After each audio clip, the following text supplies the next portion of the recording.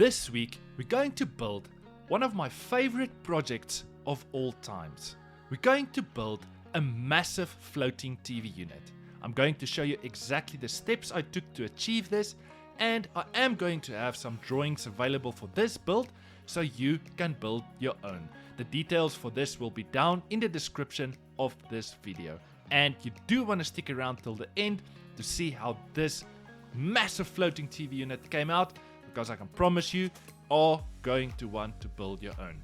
Now, before we're going to start this week's project off, I want to show you guys the picture the client sent me. They obviously downloaded it from Pinterest and they asked me if I can build them something similar as per the picture.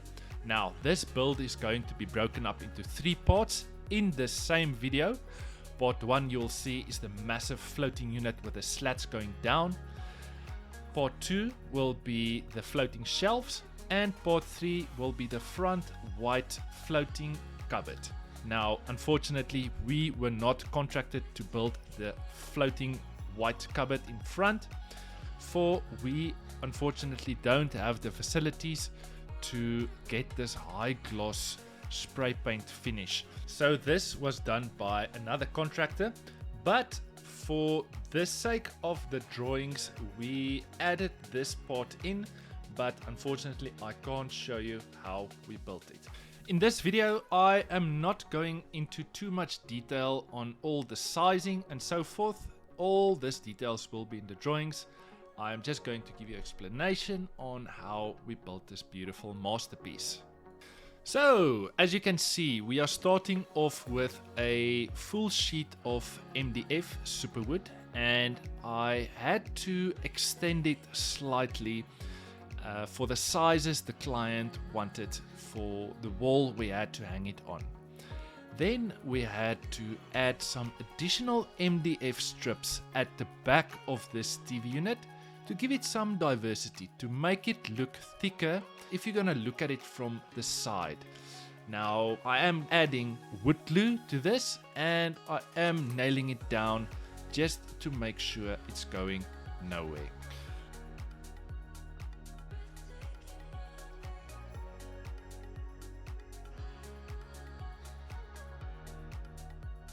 So the next step in our project was obviously to flip the massive MDF sheet, because I had to start measuring out exactly where I need to cut a hole in the center of this MDF sheet. Now, the reason for the hole we're going to cut is basically when we're going to hang our TV, we don't want our TV to hang on this TV unit. We want the TV bracket to be mounted on the brick wall itself.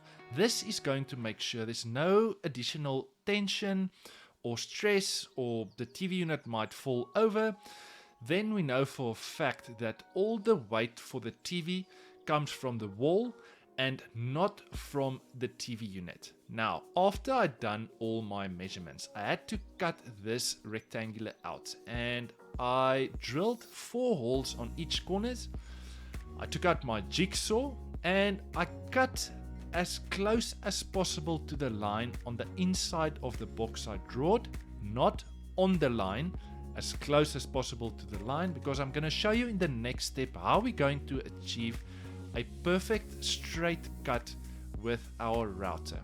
We're going to add additional strips at the back. As you can see, I have already done. I took a flush trim bit and I just followed that MDF strip I added at the back to get the perfect straight cut, and I'm going to show you the bit we use so you can also achieve this, and you can apply this to so many wooden projects. Absolutely love it. There you can see the bit, straightforward, you'll get a straight cut every single time. So I previously had built 2 or 3 of these similar units on my channel, and I posted it, and one of the most asked questions on these massive floating units is, how do I hang this unit on the wall? And the answer to that is quite simple. We're going to use a French cleat system, and I'm going to show you exactly how to achieve this. If you don't know what is a French cleat system, you're going to see now, and if you still don't understand, you're more than welcome to Google, but it's pretty straightforward. We're basically going to have a wooden slat at the back of our unit. Now the one side of our wooden slat is going to be cut at a 45-degree angle, and we're going to cut another wooden slat with another 45-degree angle, but this wooden slat is going to be fastened against a brick wall. And you're going to see exactly what I mean about this. Once you're going to hang your TV unit on the wall, these two wooden slats basically connect with each other with the 45-degree angles we just cut. Now, because this TV unit is very big and it's going to be heavy on its own, we're going to add two French cleat systems at the back of our unit. And by doing this, I'm going to use wood glue, and I'm going to make sure I apply enough nails so this slat is not going anywhere. And as you can see, I am demonstrating aggressively exactly how it works. This slat I just pushed into the wooden slat at the back of my TV unit is basically how the French cleat system works. Basically hooks into each other, if you want to put it in a simple way.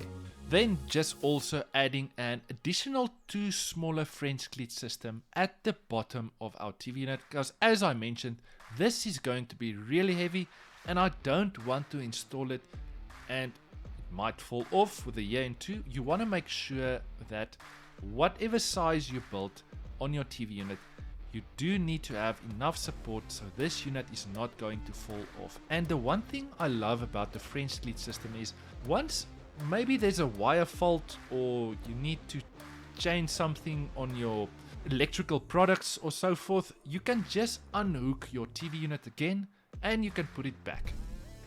The next step in our build is to spray paint our MDF. Now I know at the start I did mention that we are not doing spray painting, but remember this unit is going to be closed up with wooden slats. So to do this minor thing is not a big deal for us. We are going to start by applying a wood primer as a first coat on our MDF sheet. Now this is quite critical. Do not apply paint directly to MDF because it might fall off. There's a reason why there's wood primer and there's a reason why we use it. After we applied our first coat of wood primer, we sanded the primer slightly down, and the client wanted a very dark gray color. Now I know it looks black on the video, but it's really dark.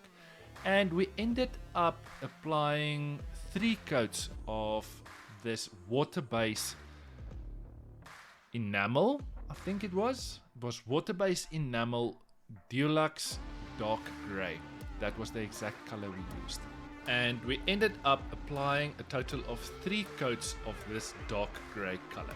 Now once you're going to paint the unit you're going to build, you're going to see that the sides of the MDF sheet requires a lot of paint.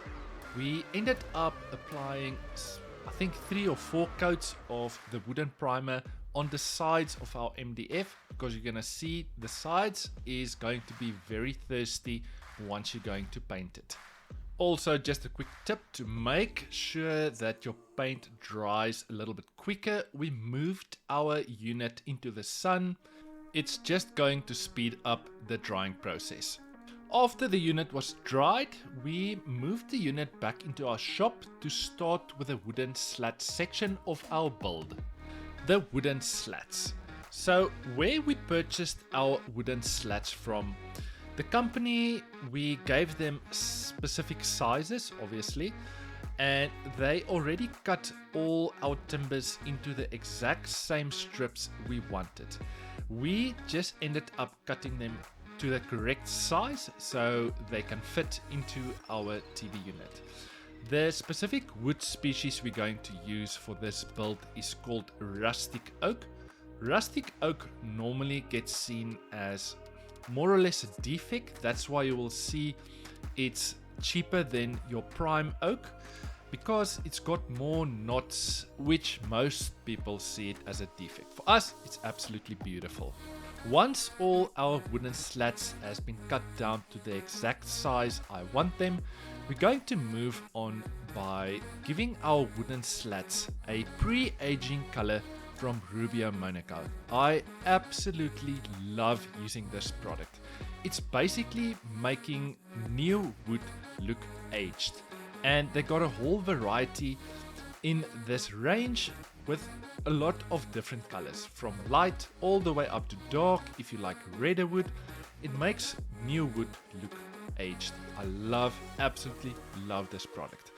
And by applying this, we're going to use the applicator sponge that you can also buy from Rubio Monocoat, and you're just going to apply the pre-aging color to your wooden surface. You're going to spread it evenly. Once you're done, you're going to swipe with your sponge from the one side to the other side to make sure there's no overlapping of the pre-aging color. I'm going to leave my slats for 24 hours. I'm going to come back to give it the Rubio Monocoat Pier, and it's a 1:3 mixing ratio. So you're going to use the linseed oil 100%, and 30% of that you're going to use your hardener. You're going to mix it well together. Then you're going to apply the Rubio Monocoat system to your wooden slats. Now for this whole build, we're only going to use Rubio Monocoat. This is an oil we are very familiar with, and we are using this on 90% of the wooden furniture that's going out of our shop.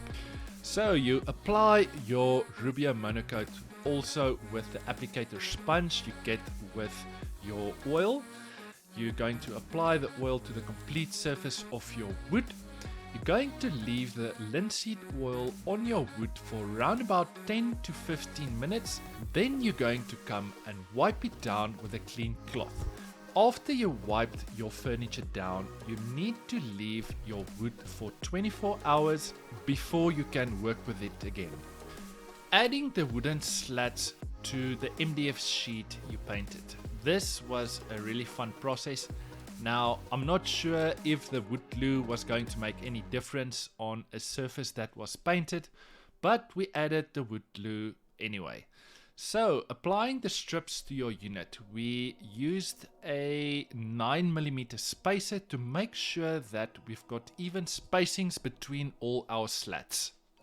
And to fasten our slats to our unit, we used wood glue and we used our nail gun. But the tricky part of this build is you don't want to shoot the nails on the front of the unit. You want a clean slat in front.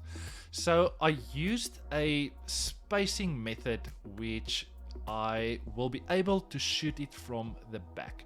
Quick tip, as you can see, I'm busy measuring. This is quite a crucial part because technically your unit should work out perfectly if you're going to use your spacer, but we picked up that as you go along, you will see that some of the slats is not cut 100% straight, and you will see some of the slats will start to not look straight. It's not going to be 100% vertical, so after every second or third slat, you need to measure and make sure you work straight. Now with a big unit like this, you can steal it with your eye and move it slightly within 2 to 3 mils to make sure that your whole recipe, your whole puzzle is going to work out. Now, as you can see, the only nails I'm shooting is on top. The ones I'm shooting at the bottom above the hole I cut where my TV unit is going to be, the TV is going to overlap those nails, so you're not going to see it. Now, moving to the second part of our build is where we're going to build the floating shelves for this build. We're going to use a oak veneered board. Now, these boards are really expensive. We're going to start by cutting our board to size.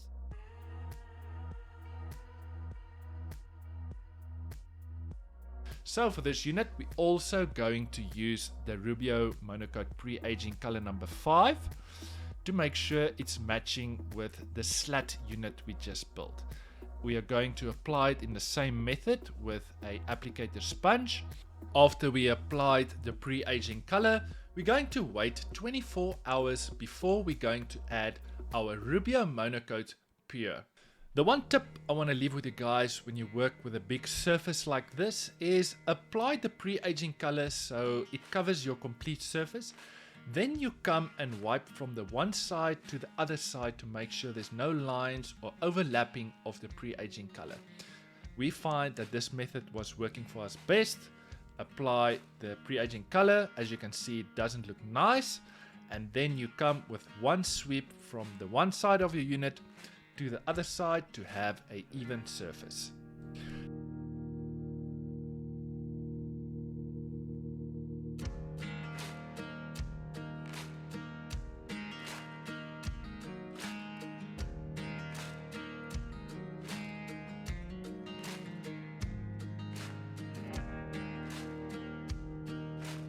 Now it was time to move to the floating shelves itself, and we're also going to use rustic oak for this part.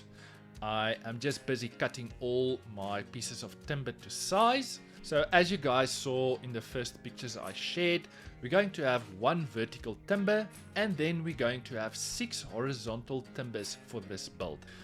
So after I cut all my pieces of timber to size, I was going to place it on the back of my oak veneered panel to get the spacings and start to mark all my markings I need to make.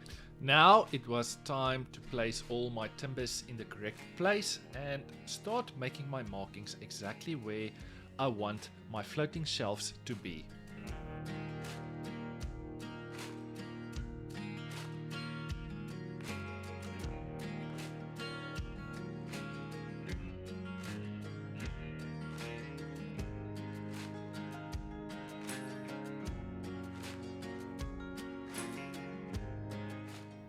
If you guys enjoy the build so far and you think I deserve your subscription, make sure to hit the subscribe button, like this video, and leave me a comment down below. What do you think of this build? Do you think I'm crazy? Do you like it? Do you love it? Leave a comment down below. I would love to interact with you. Thanks for all the support this far. We are really excited. There's a lot of new content on the way, and we are excited to see the next part in our journey and see where the road is going to lead us and what exciting projects is coming up for you guys. And I honestly do want to teach every single person I can what we do in our everyday small little woodworking shop. Thanks for all the support, guys.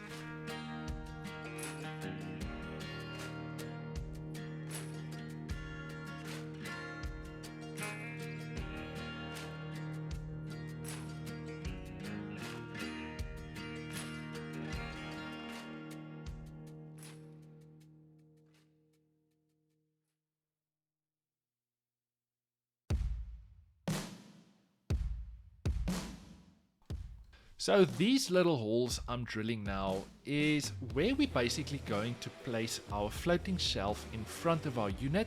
Then we're going to fasten those floating shelf at the back of our unit.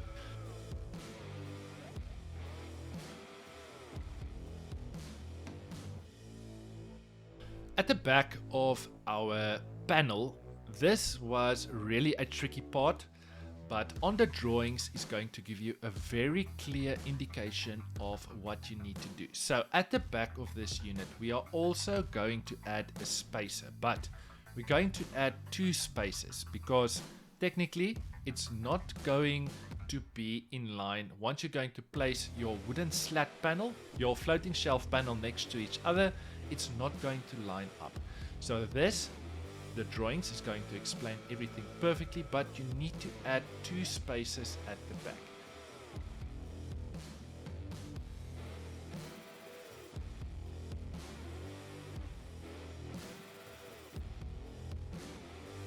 These 4 little slats are also going to be additional spaces where we're going to fasten our French cleat system on. It was tricky at the start, but once I had it, it was really simple. This is just basically where you're going to add your massive white painted cupboard on, it needs to be in line. I know it doesn't make sense, but for every single person that's going to build it, you're gonna see exactly what I mean. And if you are going to build this, I want you to share with me, because it's really difficult to explain, because English is obviously not my first language, and I'm trying my utmost best to explain the steps I was doing here.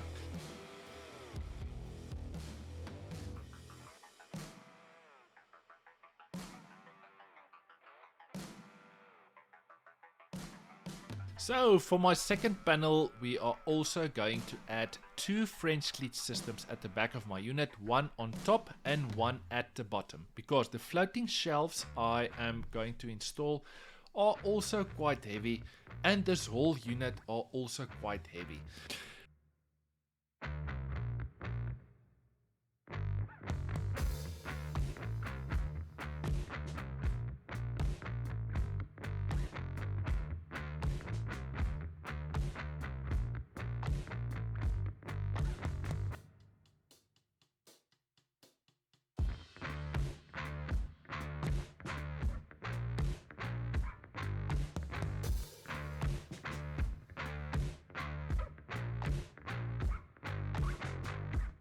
And just an example of the French cleat system, this timber I am adding inside is obviously going to be fastened on the brick wall. And this is basically how it's going to look once it's basically done.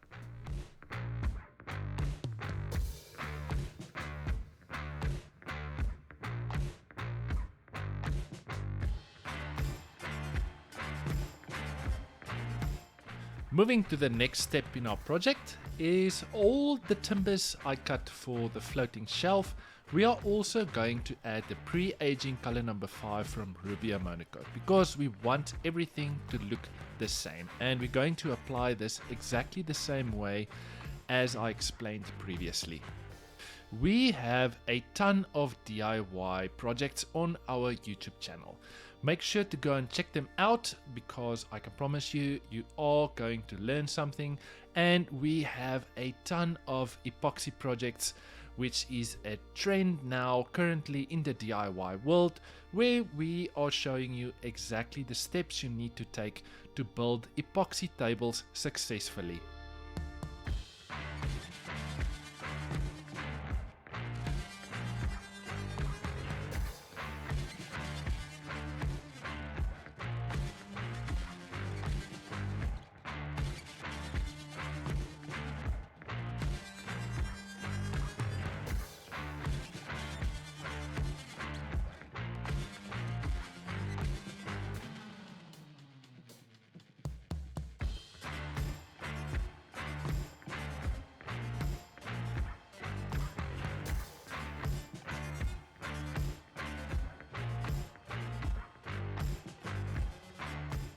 To have a bit of diversity on our floating shelves, our vertical wood that's going down, we're going to apply the Rubio Monocoat pre-color black to it. And we're going to apply it exactly the same method as our pre-aging color. We're going to apply one coat, we're going to apply it with an applicator sponge from Rubio Monocoat. Then after the pre-color has been added, we're going to leave it for 24 hours. Then we're going to come back and add the Rubio Monocoat pure oil onto it. We're going to leave that for another 24 hours before we can start working with it again.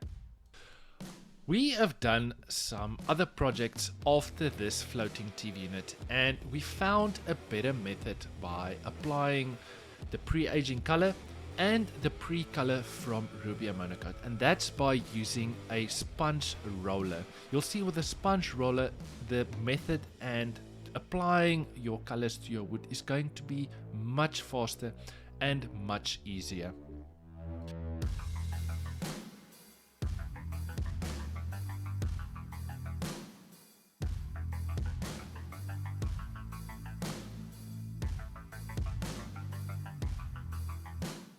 The wood was extremely dry, and we ended up applying 2 coats of the Rubio Monocoat pure oil. The finish we got on this was beautiful. Once we applied the Rubio monocoat, you can see the grains on the wood just popped and it was looking beautiful. We sent the client a few pictures and they were extremely happy. Now, just to give you some advice and a tip in not wasting any Rubio monocoat, because the oil are very expensive, but it's one of the leading oils in the world. So we prepped all our pieces of wood, the pre-color black and the pre-aging color, and we came and mixed a little bit of Rubio monocoat every time we applied it. You are going to save a ton of oil by mixing a lot at one time, by just mixing exactly what you need, and you're not going to have any waste whatsoever.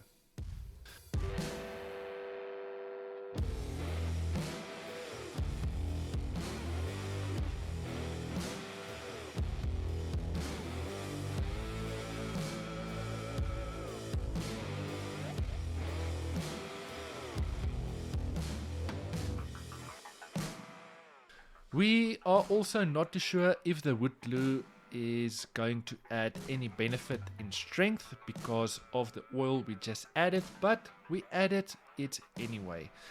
And once we add our floating shelves to our backboard oak panel, we just gave it a few nails underneath just to keep it in place before we're going to screw everything together.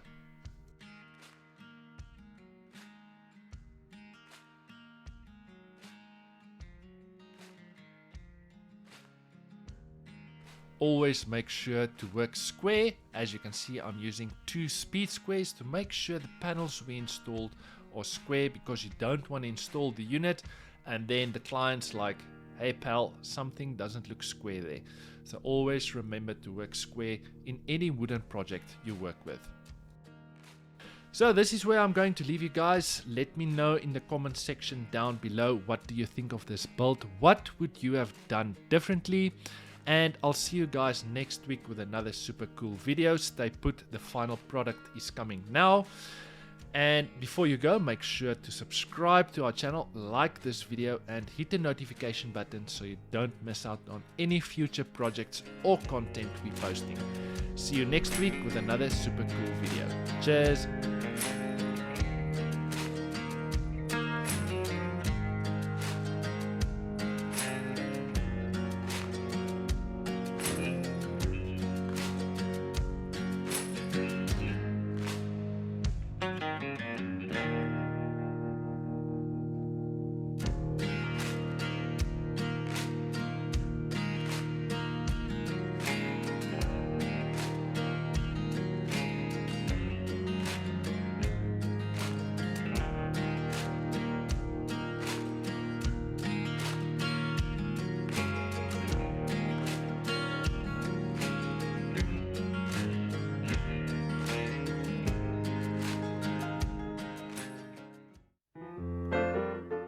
We've been building epoxy tables for many years now, and we are finally going to share all our methods and techniques with you.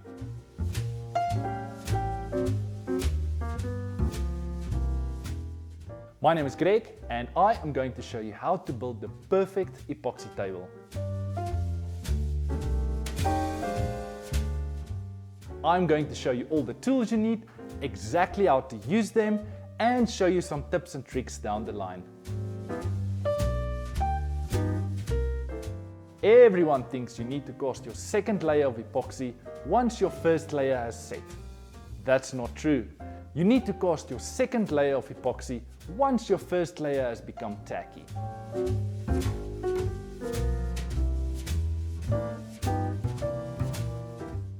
This masterclass has been designed for all woodworkers, from your beginner all the way up to your experts.